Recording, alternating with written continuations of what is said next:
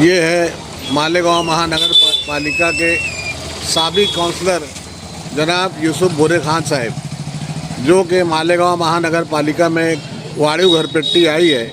लोगों की शिकायत दूर करने के लिए अपने यहाँ आज़ाद नगर में जो उनका ऑफिस है वहाँ से वो अर्जी भर रहे हैं और अर्जी भरते भरते जिनकी भी जो भी शिकायत है वो अर्जी भी लिख के कॉरपोरेशन में जमा करा रहे हैं। यूसुफ भाई, आपका इस बारे में क्या ख्याल है?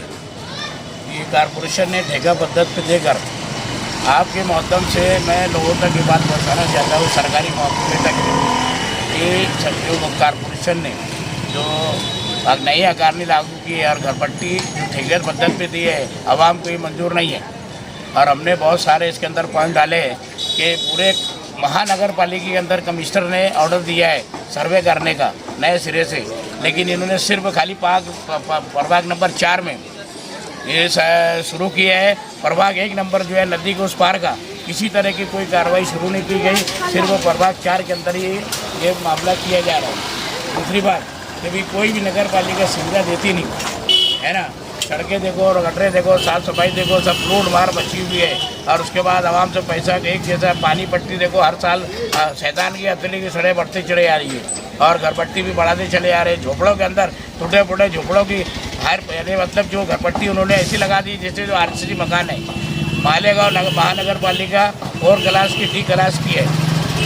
डी क्लास की कॉरपोरेशन के अंदर रेट जो है उन्होंने 1 क्लास की जो बम्बई, नागपुर, पुणे उससे भी ज़्यादा हाई रेट लगाकर मालेगांव कॉरपोरेशन को लोगों गरीबों को दी जा रही है। 65% यहाँ पर गरीबी सतह के लोग हैं, 95% गरीब मजदूर झोपड़पट्टी में रहने वाले लोग हैं। और ये कॉरपोरेशन जो है इतना बड़ा उनके ऊपर बाढ़ डाल रही है कि आवाम यहाँ से बर्दाश्त नहीं कर सकती।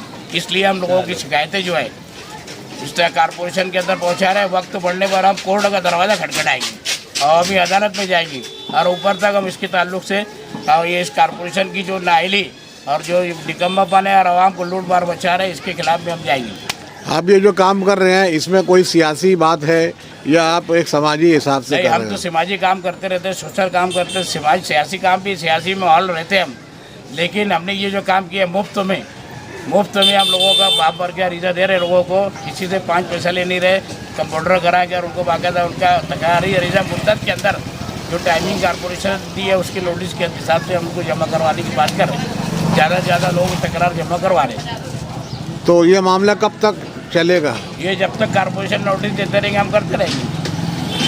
कॉरपोरेशन जब तक ये कम नहीं करती वो हटाती नहीं। डीजी फिलिक के टाइम में भी ऐसी मसला आया था, सुशील कुमार जितने वजीर आला थे, हमने जाके उनके सामने तकरार रखी थी और उस वक्त हमारा मसला हल हुआ और नई अकारनी रद्द हुई। इसी तरह का आज भी नई अकारनी रद्द होना चाहिए और जो डी क्लास कॉरपोरेशन है उसके हिसाब से कॉरपोरेशन काम करे और ठेकेदार को काम देना ही नहीं चाहिए। जिस तरीके से वाड्रा गिरीश और कमजोरों को दिग्विजय को ठेका दिया गया और सब हाहाकार मची है, धूम मचाने मतलब कलूट मार मची हुई, ये ऐसे घरपट्टी के अंदर भी होगा।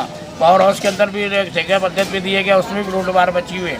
पानी पट्टी जो एक मरतबा और शैतान की अतिरिक्त हर साल 5% बढ़ा रहे, ये आवाम के ऊपर पूरा बोझ बढ़ रहा है। हमको किसी तरीके से ठेकेदार पद्धति पे मंजूर नहीं है। ये थे मालेगांव महानगर पालिका के मसूल सोशल वर्कर जनाब यूसुफ खां भूरे खां, जो हमेशा अवामी खिदमत में लगे रहते हैं। और आज जब घरपट्टी वाड़ी घरपट्टी बढ़ रही है तो इसके ताल्लुक से वो अपनी आवाज़ जो है आवाज़ बाला तक और पूरे महाराष्ट्र लेवल तक सीएम तक पहुंचा रहे हैं।